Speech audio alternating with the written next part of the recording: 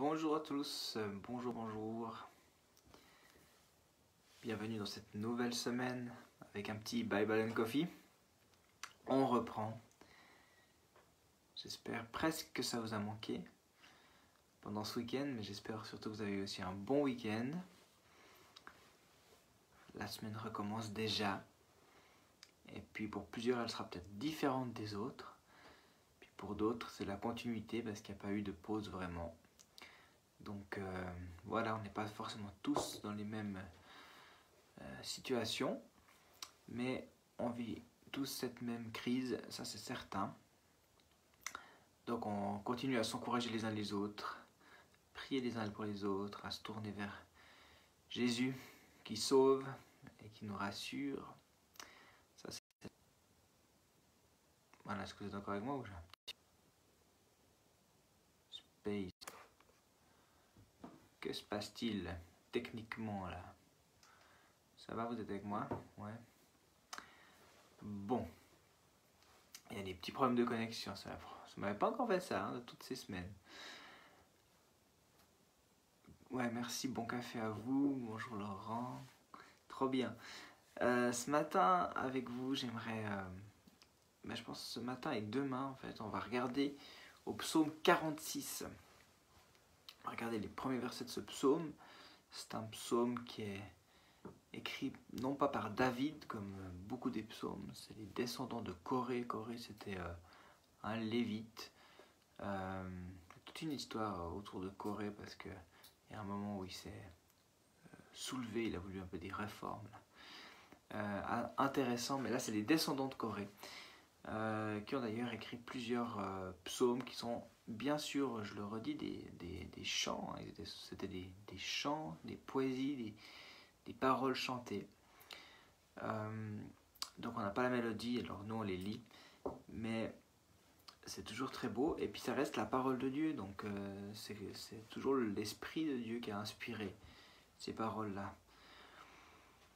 Donc le psaume 46 depuis le verset 2 nous dit « Dieu est pour nous un refuge et un appui, un secours toujours présent dans la détresse.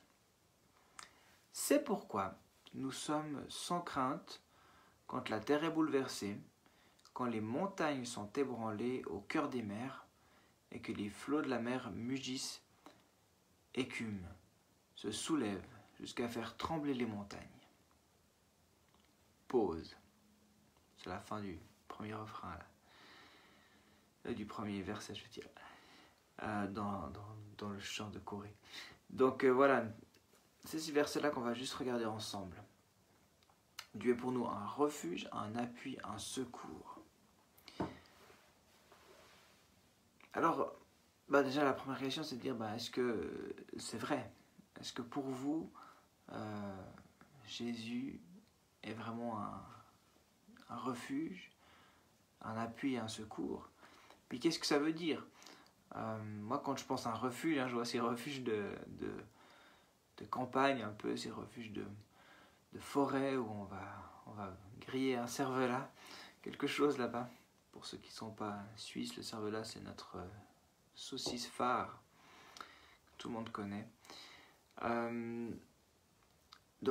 mais il y a l'idée un petit peu d'être en retrait, d'être caché, seul. Pour moi, c'est un lieu seul, un lieu d'intimité, un lieu retiré, où je vais vraiment chercher refuge. Des fois, je pourrais m'imaginer, il y a des refuges qui sont toujours ouverts. Il y en a certains, il faut les louer, mais il y en a d'autres qui sont toujours ouverts.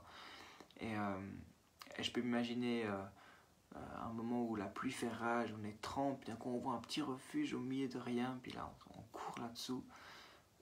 Donc pour moi, il y a cette idée-là d'aller vraiment se réfugier alors que l'orage gronde pour trouver du réconfort. Il y a l'idée en fait dans le terme du refuge de se confier. Donc dans la racine, il y a cette idée-là dans l'hébreu, de se confier. Donc souvent on voit il est le refuge en qui je me confie dans des psaumes. Donc c'est lié. Le refuge, c'est l'endroit où on se confie aussi. Pour moi, c'est important. Donc c'est sûr que tout ce qui se passe dans notre monde, que ce soit maintenant ou avant, mais dans notre vie, tous les jours, ben, il y a des moments où il y a des orages, et puis on a besoin d'aller se réfugier quelque part. On a besoin de... Donc pour moi, c'est aussi cet endroit où voilà, on retrouve ce dont on a besoin pour affronter l'orage. Ça peut être aussi l'orage, ça peut être aussi tout ce qui est voilà, contre nous, euh, ça peut être des faussetés, ça peut être des mensonges, des choses qui nous viennent contre. Et ben, on a besoin d'avoir ce refuge. Donc ma question pour vous, c'est où vas-tu lorsque l'orage gronde? Est-ce qu'il est ce refuge pour toi? Après, il est dit qu'il est un appui. Un appui, c'est vraiment l'idée de force, de puissance.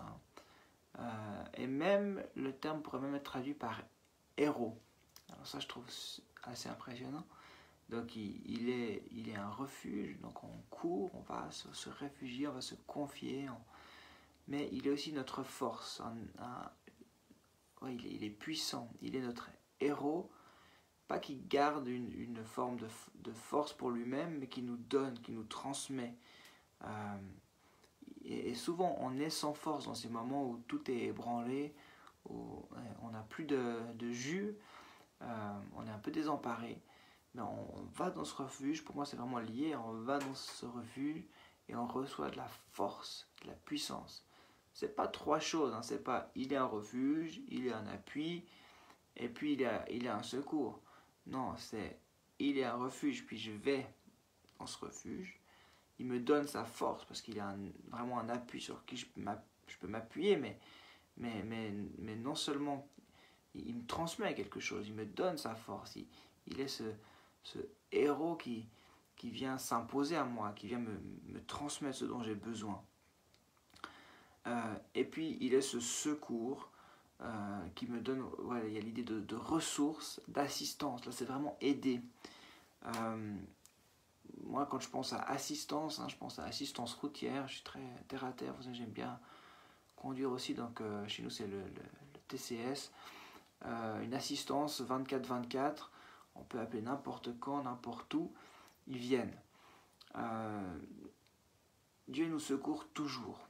Toujours. Il n'y a pas d'exception. Il est toujours notre secours, notre assistance.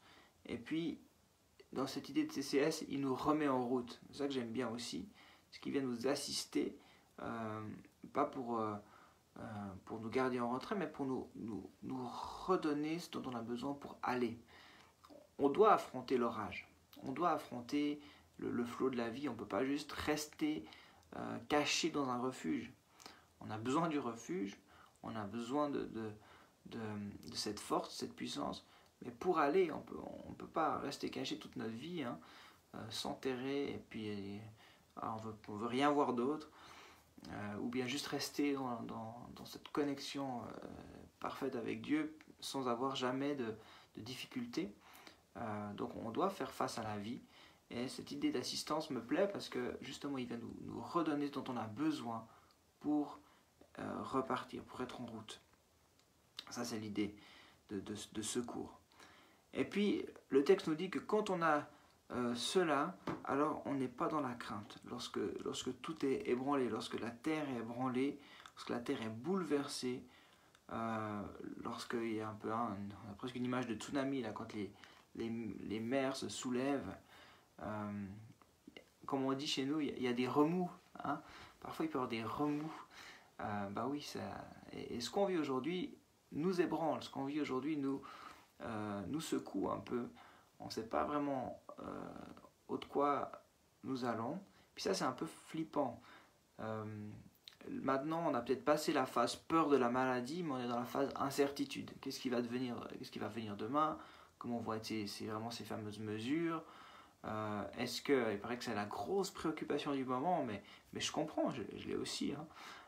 Est-ce que je vais pouvoir quand même partir un peu en vacances cet été?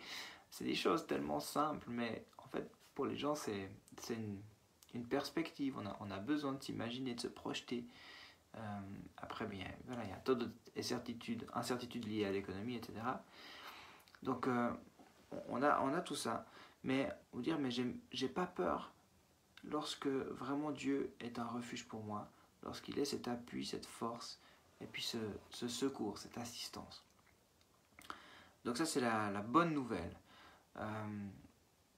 qu'on peut ne pas avoir peur et je crois que c'est vraiment le sens même de notre foi, de notre confiance en Dieu, c'est de rester debout lorsque tout tremble autour de nous, lorsque tout est secoué. Donc peut-être c'est les circonstances qui vous secouent, peut-être c'est votre vie du quotidien où vous vivez maintenant des secousses, des choses qui sont ébranlées.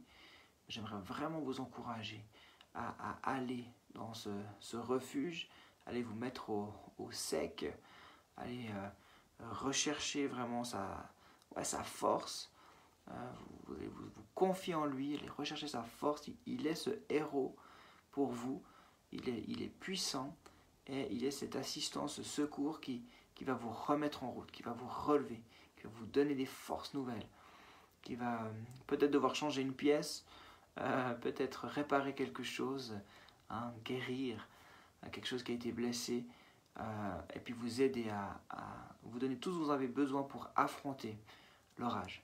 Donc je le redis, on ne peut pas rester caché indéterminable, on doit faire face, mais c'est pas la même. Ouais, quand on fait face avec lui, de cette manière-là, avec ces trois choses, en sachant qu'il est notre refuge, notre appui, notre secours, alors on va réussir à affronter cet orage, cette tempête, sans être nous-mêmes KO, par terre, ébranlés. Ok ? Alors c'est mon encouragement ce matin, et puis demain on regardera la suite de ce psaume qui est intéressant pour les temps que nous vivons. Je prie avec vous. Père, je te remercie pour mes frères, mes sœurs, mes amis qui regardent cette petite vidéo. Seigneur, je veux les bénir en ton nom dans cette nouvelle semaine. Merci pour qui tu es pour nous. Seigneur, on veut chacun apprendre à courir vers toi, aller se réfugier, aller retrouver force, courage auprès de toi. Et on le fait ce matin ensemble. Et merci parce que tu ne trompes pas. Merci parce que tu es vraiment ce secours.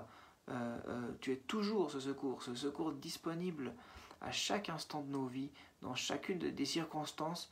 Toi-même, l'orage ne te fait pas peur, tout ce qui peut bouger, trembler ne te fait pas peur, et tu nous donnes cette force pour affronter nos vies, notre quotidien, ce qui parfois pourrait nous déstabiliser, mais tu veux nous garder forts avec toi. Je te remercie d'être ce héros qui sauve, qui nous assiste, qui nous aime. Et je te demande vraiment une grâce, une bénédiction sur cette nouvelle semaine pour chacun. Dans le nom de Jésus. Amen. Amen, amen. Alors, excellent début de journée. Soyez bénis. Et puis, à demain matin. Donc, ce matin, vous avez peut-être pu profiter. Camille est de retour. Donc, on a de nouveau un petit temps de louange à 6h10 pour ceux qui veulent se connecter. Suivi du Bible and Coffee. Bonne journée à chacun. Ciao, ciao.